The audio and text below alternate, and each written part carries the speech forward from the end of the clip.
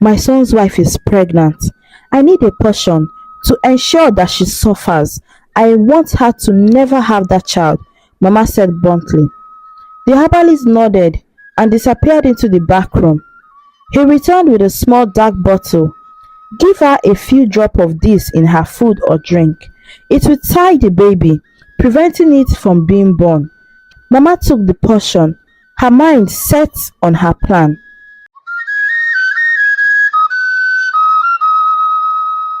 Nnamdi was a man deeply in love. He introduced his girlfriend Uju to his mother, Mama, hoping for approval. They had been dating for 2 whole years, and Nnamdi felt it was time for his mother to meet the woman he wanted to spend his life with. One sunny Sunday afternoon, Nnamdi and Uju arrived at his mother's house. Uju was nervous, suiting down her modest yet beautiful dress repeatedly.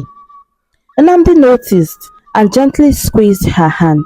"Don't worry, Uju, Mama will come around," he said, trying to reassure her. Inside the house, Mama was busy cooking. The aroma of traditional Igbo dishes filled the air. She looked up when Nnamdi and Uju entered the kitchen, her expression cold and unwelcoming. Nnamdi greeted her warmly, but Mama's eyes were fixed on Uju, who nervously returned the greeting. "Mama, this is Uju, the woman I have been telling you about," Nnamdi introduced her with a proud smile. Mama barely nodded. "Welcome," she said curtly, then turned to Nnamdi. "I thought you were going to bring Ozioma today." Nnamdi frowned. "Mama, I have told you, I love Uju," he said firmly. Mama wiped her hands on her apron and faced him. "But Ozioma is from a good family. She is my friend's daughter and she is perfect for you." Mama insisted, her voice tinged with frustration. Nnamdi shook his head. "I do not love Ozioma, Mama. Uju is the one for me." The tension in the room was palpable. Uju felt like an intruder in a place she hoped to call home one day. She forced a smile, trying to appear composed, but inside she was crumbling. Mama's disapproval was clear and it hurt. Ignoring his mother's wishes, Nnamdi proposed to Uju later that evening, under the starlight sky, away from the disapproving eyes. He got down on one knee, holding a small velvet box. "Uju, will you marry me?" he asked, his eyes filled with love and hope. Uju hesitated for a moment, thinking about Mama's disapproval. But then, she looked into Nnamdi's eyes and saw his determination. "Yes, Nnamdi, I will marry you," she said, tears of joy streaming down her face. They embraced, knowing that their love would face many challenges, especially from Mama, but Nnamdi assured Uju that their love would overcome whatever obstacles. "Mama will come around," he repeated, holding her close. "I promise you, my love." With that promise, they began to plan their future together.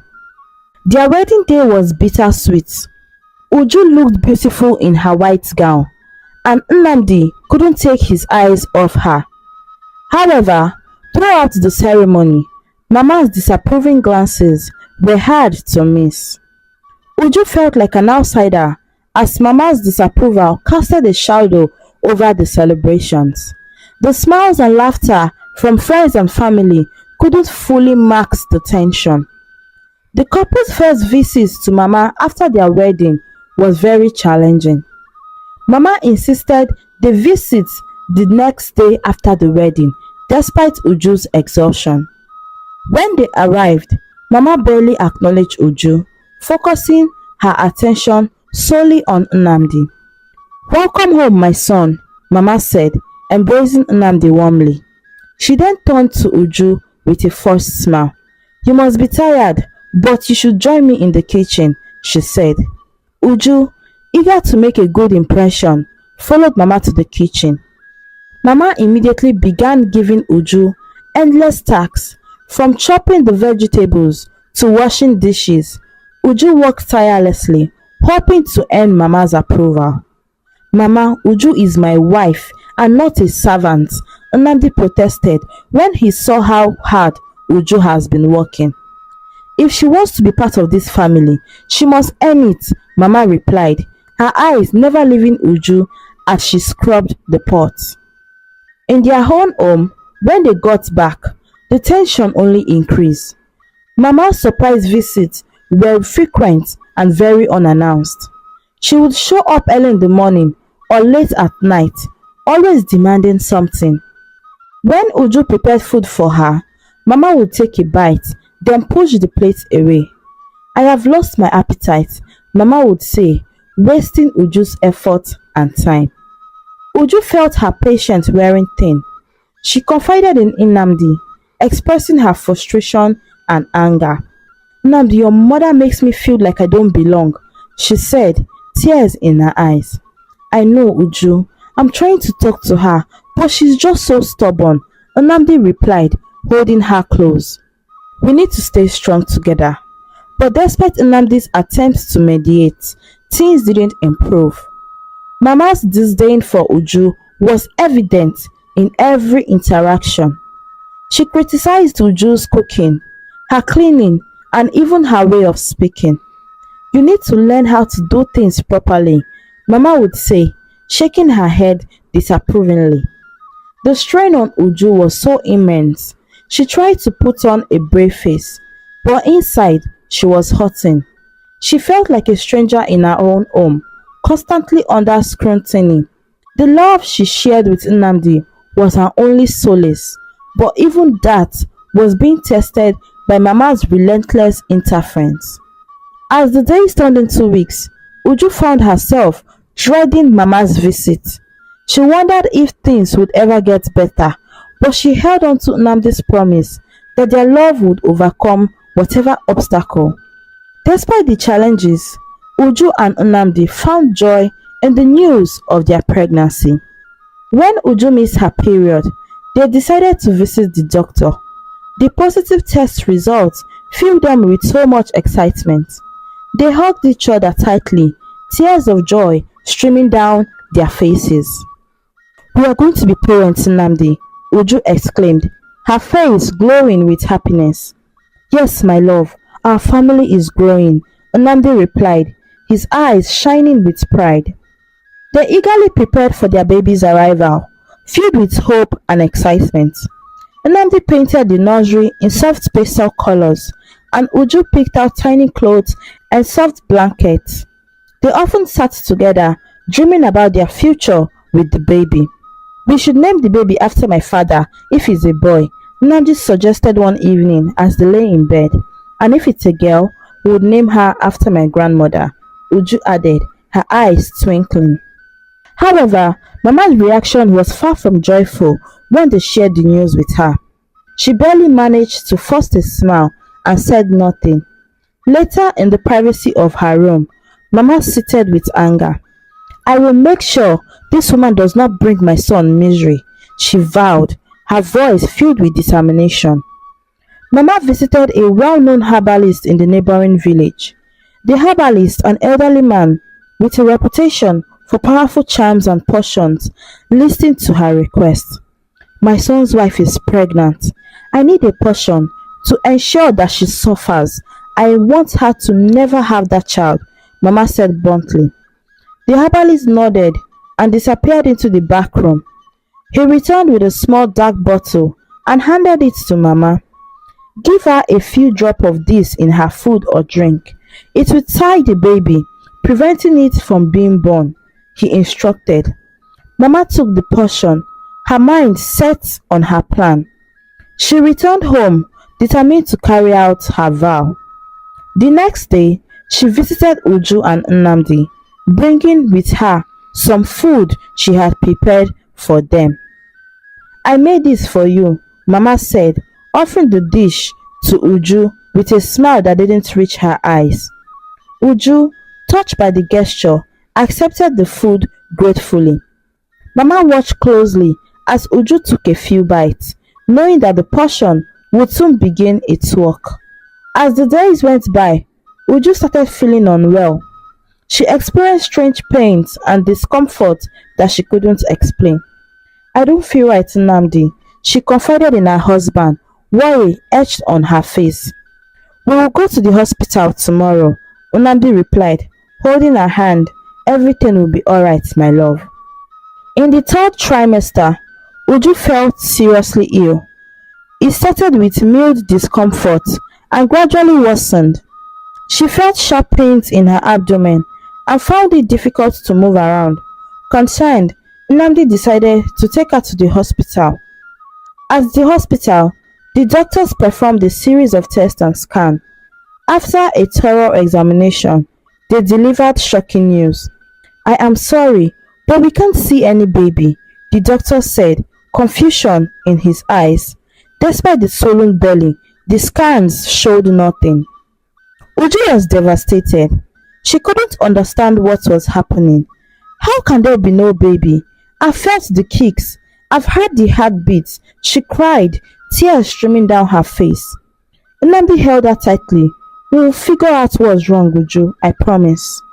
They visited multiple hospitals, each one delivering the same inexplicable result. The doctors were baffled. Uju's belly continued to grow, but there was no baby at all. Each visit brought more despair. Uju's health deteriorated and she grew weaker by the day. Nnamdi stayed by her side, trying to be strong for the both of them. Every night, Uju cried herself to sleep. The weight of the mysterious illness and the loss of their baby was too much to bear, even if she felt like she was still pregnant. The bump was still evident, but all of the scan results had showed that there was no baby inside of her bump. One night, as they lay in bed, Nnamdi turned to Uju, his face filled with anguish. Mama says you are a witch. She wants me to leave you. She said you are the one responsible for hiding our baby. Uju looked at him, her eyes red from crying. Do you believe her? She asked, her voice trembling. No, I believe in us, Nnamdi reassured her, taking her hand in his. We will get through this together. But the strain was evident. Nnamdi was exhausted, juggling work, caring for Uju, and dealing with his mother's constant accusations. Mama's words echoed in his mind, sowing seed of doubt, but he pushed them aside, determined to support his wife. As weeks turned into months, the couple's hope waned. Uju's condition showed no signs of improvement, and the mystery illness remained unresolved. The love they shared was tested daily, but they clung to each other, hoping for a miracle. Meanwhile, Mama watched from the shadows, satisfied that her plan was working. She continued her visits, her presence a constant reminder of the divide she had created. Each visit brought new accusations and demands, further straining the couple's relationship. You should leave her, Nnamdi. She is cursed, Mama would say, her tone harsh. Never, Mama. Uju is my wife, and I love her, Nnamdi would respond, his voice firm but very tired. The relentless pressure from Mama and the ongoing illness took a toll on both Uju and Nnamdi. They found themselves questioning everything, their love, their future, and their ability to overcome the challenges they faced. Mama continued to pressure Nnamdi to abandon Uju, but he refused. Each year passed with no sign of a baby coming forth, just a growing sense of despair. Despite the unending accusation of the mysterious illness, Nnamdi remained steadfast in his love for Uju. He knew deep down that she was suffering and needed him more than ever. Every visit from Mama brought new insults and harsh words. She would arrive unannounced, her presence a dark cloud over their home. Uju, already weakened by her condition, had to endure Mama's relentless verbal attacks. You are nothing but a burden to my son, Mama would sneer. A barren woman with no place in this family, that is who you are. Nnamdi would intervene, his patience wearing thin. Mama, that's enough. Uju is my wife and she deserves some respect.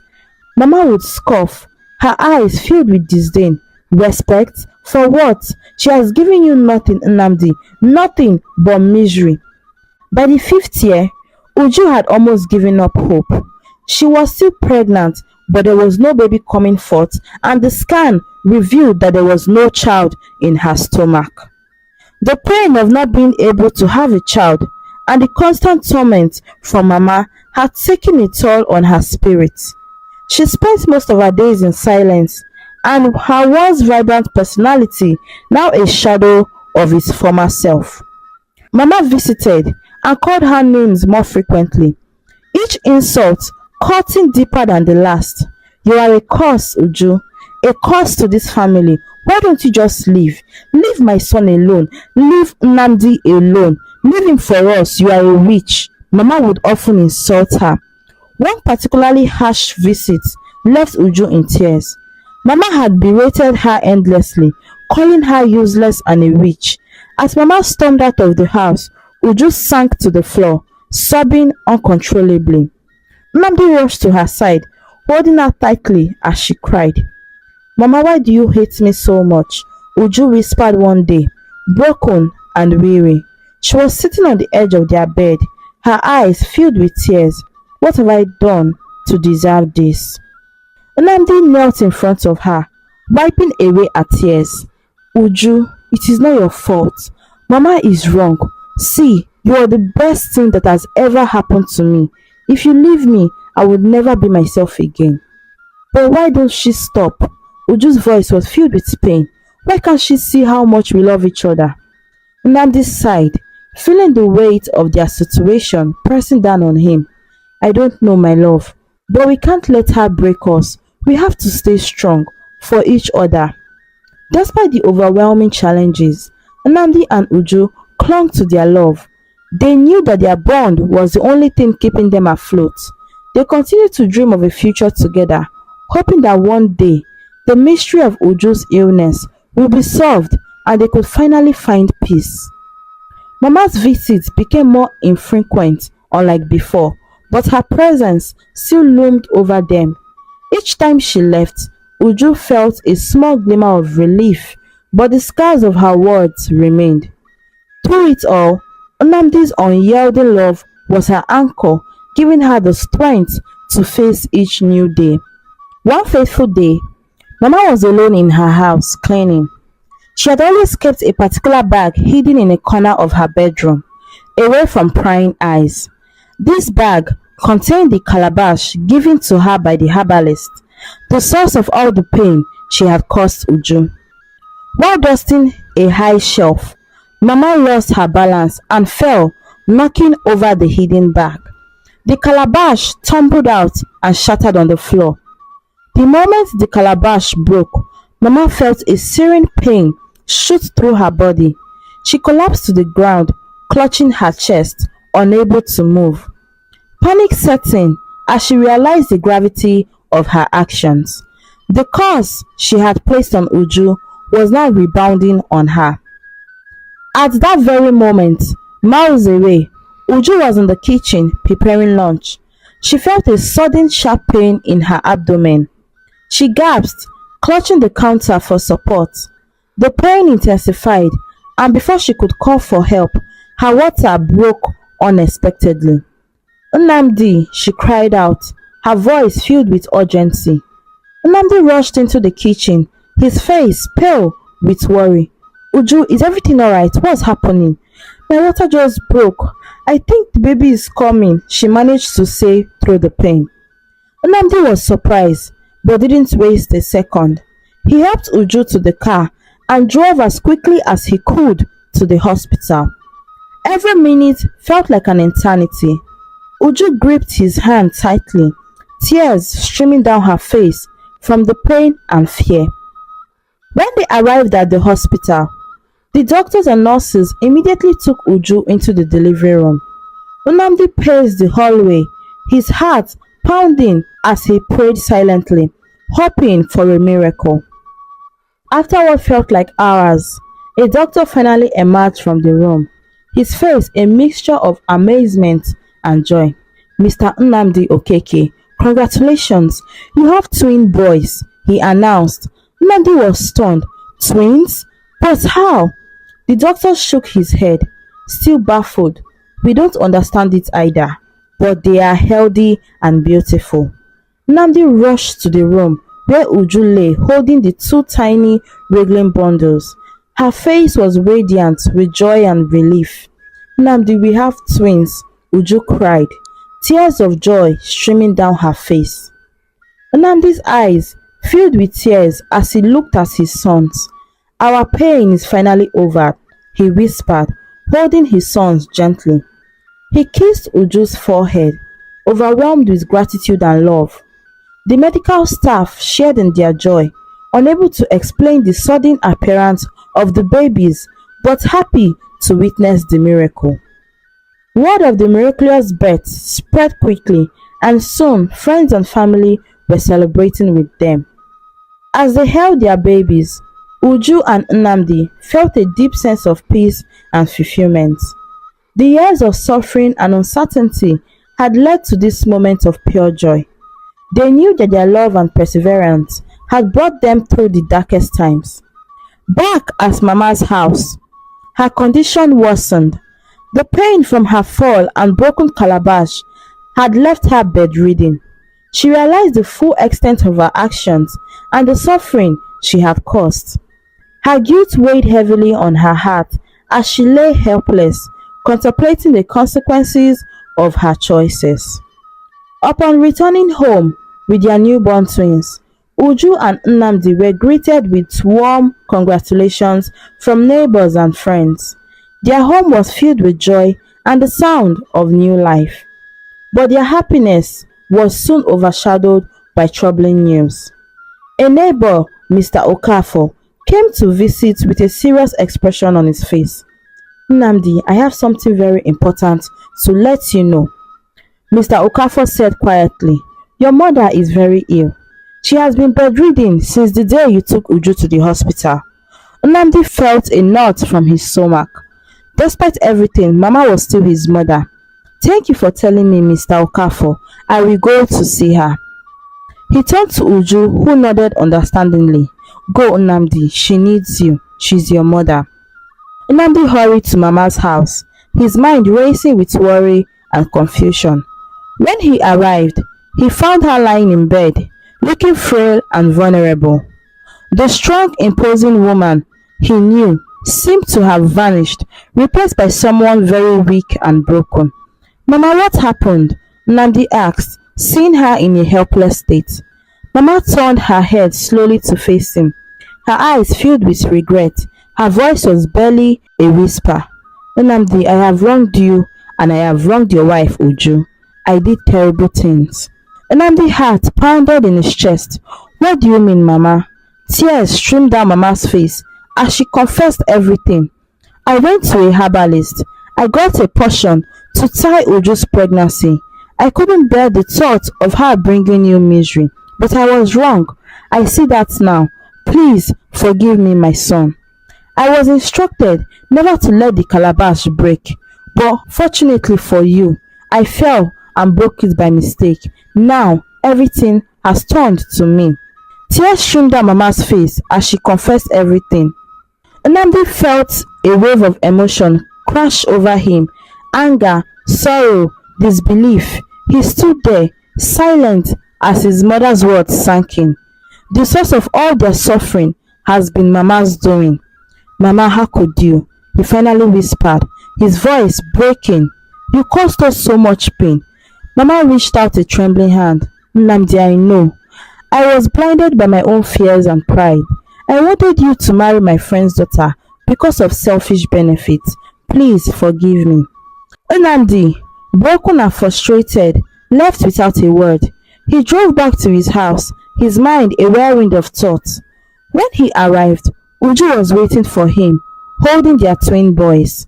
One look at his face and she knew something was terribly wrong. Nnamdi, what did she say? Is everything alright? Uju asked, her voice trembling. He sat down heavily, burying his face in his hands. She confessed, Uju. She admitted to everything. She got a portion to harm you and our baby. She's the reason you were pregnant for 5 years. Uju's eyes filled with tears as she hugged her babies close. The weight of Mama's action was almost too much to bear. Nnamdi reached out, pulled her into an embrace, their tears mingling as they wept together. For a long time, they sat in silence, holding each other and their children. The confession had opened old wounds, but it also brought a sense of closure for them. Uju struggled with her feelings. She was too pained to speak, only able to cry in Nnamdi's arms. The revelation of Mama's action weighed heavily on her heart. How could she forgive someone who caused her so much pain and suffering? The emotional turmoil was almost unbearable. Nnamdi held her close, feeling her pain as acutely as his own. He knew forgiveness was necessary for their own peace, but it was a difficult path to tread. Mama has paid for her actions, he said softly, but our family deserves peace. Uju nodded, tears streaming down her face. I know, Nnamdi, but it is so hard.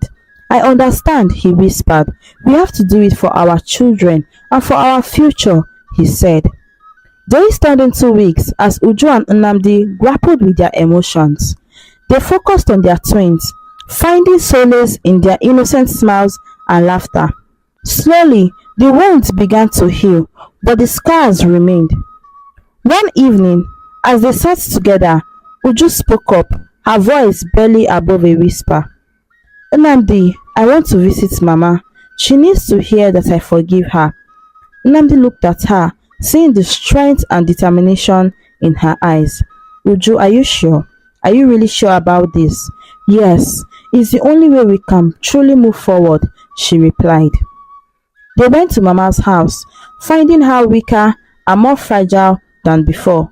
Uju took a deep breath and approached her. Mama, I forgive you, not for you, but for us, for our family. Mama's eyes filled with tears. Thank you, Uju.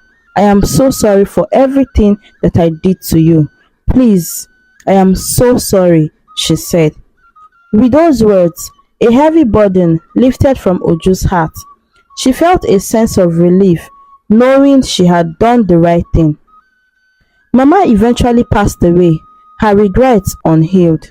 Her death was a somber event, marked by the quiet reflection rather than sorrow. Nnamdi and Uju, though scarred, found happiness in their children. Their love, tested by pain and betrayal, emerged stronger. Uju and Nnamdi focused on building a future filled with love and joy. They cherished every moment with their twins, grateful for the miracle they had been blessed with. The twins, Chigozie and Chideziri, grew up surrounded by love and laughter. As the years passed, Uju and Nnamdi's family continued to thrive. Chiagozie and Chideziri grew into lively and curious toddlers, filling the house with their laughter and energy. Uju and Nnamdi found joy in every moment, grateful for the miracle of their children and the strength of their love. One evening, Uju felt a familiar flutter in her stomach. She had been feeling different for a few weeks, but had dismissed it as tiredness from running after the twins. She decided to take a pregnancy test, her heart pounding with anticipation. Nnamdi, she called softly, holding the positive test in her hand. I have news. Nnamdi rushed to her side, concern etched on his face. What is it, my love? Are you alright? Uju smiled, tears of joy in her eyes. We are having another baby.